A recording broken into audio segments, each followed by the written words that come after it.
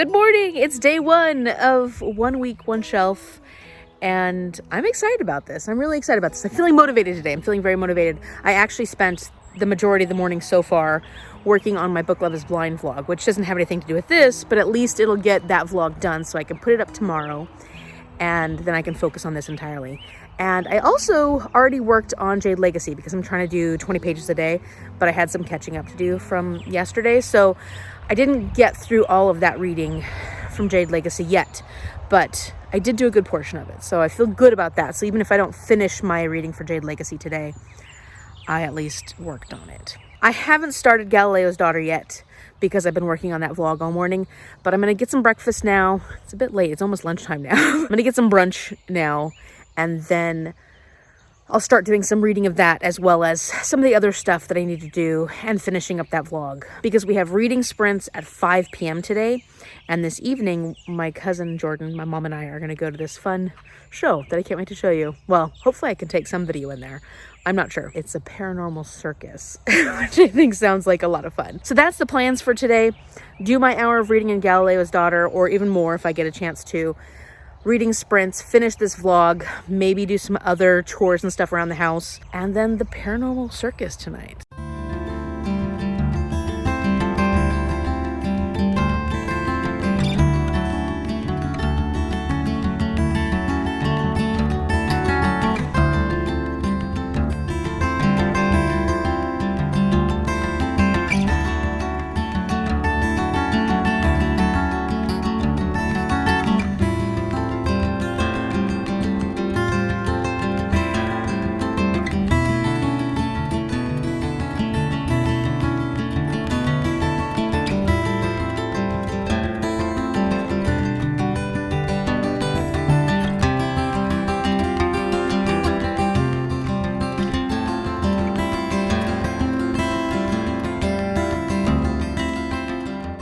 So I've read about 20 some odd minutes of this so far, and I finished the first chapter, and I wanted to give you a brief rundown of what I've learned so far. So Galileo was a very controversial scientist throughout his time because he supported the sun is the center of the universe theory versus the earth is the center of the universe theory, which was supported by the Catholic Church, had a lot to do with what was stated like in Psalms and the Bible and stuff like that. And the Catholic Church was in charge of everything, at least in Italy at this time. So the fact that Galileo was creating the telescope and doing a whole bunch of findings that supported the sun as the center of the earth idea, he ended up becoming a really controversial person, and he was put on trial by the Inquisition. This was in the mid-1600s, 1630, 1620, 1630s. And this book is about his daughter, his firstborn, who was conceived with a mistress. He never married the mistress. So because he had this daughter with this woman named Marina, and she was not legitimate, and he never married her mother, he decided that it tainted his daughter's reputation or something, or she was not marriageable. And so he sent her and her younger sister to a convent where she lived out her life as a nun. And then he did have one other son, a young son, who ended up being pardoned for the fact that he was illegitimate by some important person. But he's not the focus of the story. The focus of the story is Maria Celeste, who is his eldest daughter, who wrote all these letters back and forth between them. They wrote hundreds and hundreds of letters.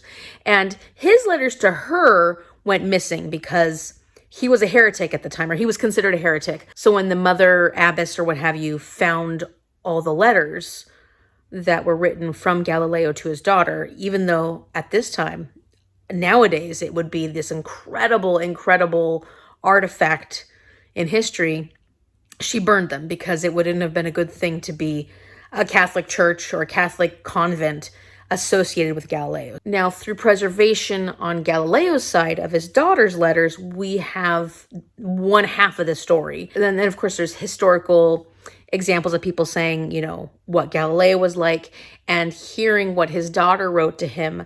A lot of the puzzle pieces can be put together. So we're getting to see the letters from his daughter's side and learn about her life, her experience, and the conversations he was having with her father, the letters back and forth. So we only get her perspective, but of course she's responding to a lot of the things that he wrote in his letters. She was very devoted to her father. She believed that despite the fact that his findings were considered against the church, she still supported him because she knew how faithful he was to the Catholic Church. He was actually a very devout person. She knew that it had nothing to do with religion for him. It had everything to do with understanding science, understanding the world around him, and yet he could still appreciate and love his faith and his religion of Catholicism, even though the church turned their back on him. So that's basically where we're starting out with this, and giving a little bit of a background history on what this book is going to be kind of about. I'm guessing we're going to go forward and go maybe into detail about some of these letters and hear his life story or his experiences in a lot more detail, because this first chapter just lays it out, the timeline of things, the basic timeline of things, and where we got our information from, which was these letters. We got a surprise in the mail. We ordered 2 rugs, one for the living room area. Don't look at the hair on the carpet. I vacuumed it recently, and yet the dog just shed so much. We got our new furniture, which is like this green color and our caramel color, and we wanted a rug that would match it. So we got one that I think will go really well with it. Let's hope. Got it online, so we don't know for sure. We also wanted a new rug for our dining room area, which is also a little cluttered, so I'm not going to show you. And the dining room rug, it matches the other rug that'll go in the living room exactly, except that they're completely different colors. They're complementary colors, but they're different colors. So they're the same rug, which may be a little strange, but I thought it would tie the rooms together because it's one giant room. And so I wanted rugs that would go together, but then also be different colors. So we'll see what rug this one is. So this is the living room rug, and I think it'll go well with you've got the green that'll go well with our new couch, and then some of that caramelly color. Obviously this is lighter, but I thought it would tie the 2 pieces of furniture together really well.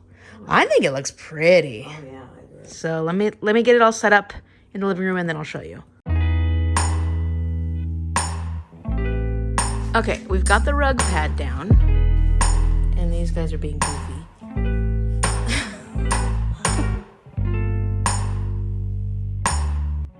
And there it is. The animals are having a field day. The couch that is very hairy, and the chairs that I think they go well with it. Let's see. Hi kids. And the couch. Tying these 2 pieces of furniture together. The pets were very excited about it.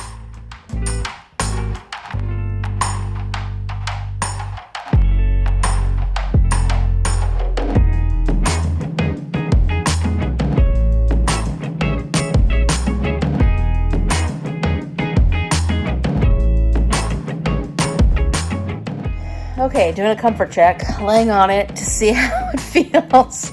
It's not the thickest they had available, but it's one of the thicker ones, and it feels good. So, it's good for doing yoga on. So Galileo was pretty rebellious throughout most of his life, I would imagine. But when he was a young professor at the University of Pisa, he got in trouble because he refused to wear the typical doctoral attire, the stuff that the teachers were supposed to wear, the professors were supposed to wear. And he actually wrote a poem mocking the need to wear the official doctoral dress and why it was a problem, why it was a nuisance. And one of the lines said, "Worse, the dignity of professor's gown barred him from the brothel, denying him the evil pleasures of whoring while resigning him to the equally sinful solace of his own hands." Okay, so I only made it 24 pages in an hour, but, it's nonfiction. I'm just starting to get into it. I'm just starting it, so I'm getting used to the writing style. Not a ton, but I feel like I'm making a good start. Here we go! We're here. Hello.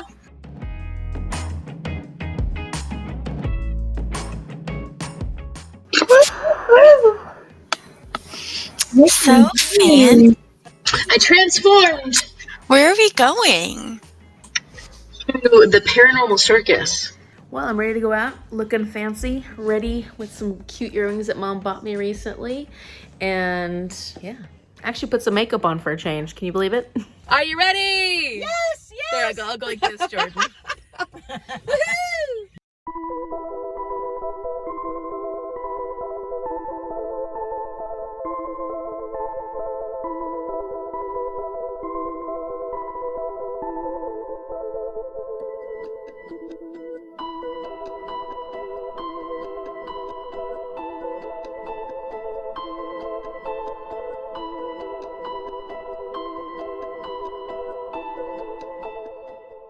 Okay, so we had a blast. It was a lot of fun. I couldn't take any film footage there because they didn't want you to film during the actual performances, so I wasn't able to film anything. We screamed our heads off, cheered, and I'll probably be a little bit hoarse tomorrow. But I wanted to give you a little bit of an update before I went to bed because I'm going to go to bed soon. It's after midnight. It's 12:30. Yeah, it's late. Way past my bedtime. I did get my 20 pages, everything completed for the day that I needed to for Jade Legacy. And during our Book Stars sprints, our reading sprints, we got to do a little bit of reading. We did chat a little more than, well, we actually always chat a lot. So we did get to do some sprints though. I was reading one chapter that was all about, if you've read the Greenbone Saga, there's this character named Barrow who is just so, all throughout the whole series, he is so annoying. And he was just, the ick factor, like, is huge with this guy. And during this section, I was just like, oh, I hate you. I hate this guy. He's so awful. But I am planning on vlogging at least some of my reactions to sections. I'm not going to give spoilers away or anything like that, but we were talking about how this book is meant to make us sob. And I haven't got to any parts that have made me cry yet. But we said we were going to do vlogs about this book. And I think that at least Danielle is doing a specific vlog for Jade Legacy. But then, of course, I planned to do my daily vlogging of my 1 week, 1 shelf. So I've got to include this because I am working on this and I want to make sure that I record those amazing reactions if they happen. I stuck with my 1 hour. I actually did read over an hour and I was able to read a little bit of this during the sprints. I'm currently on page 32, so not super far yet, but at least I made progress.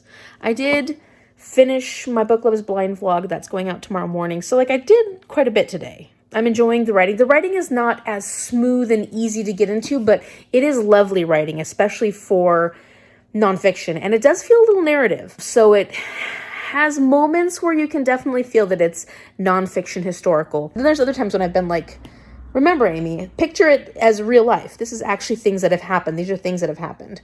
Because there are some funny quips that are added in here that are actual things that either Galileo said or it's written that Galileo said. And he had quite a sense of humor, and he definitely was a bit of a troublemaker. So I think it's kind of fun to be learning more about him. I'm going to leave off for the evening here. If you like this video, give it a big thumbs up and subscribe so you can see what happens on day 2. On day 2, when I hopefully make it a little more than 30 pages in Galileo's Daughter. Good night.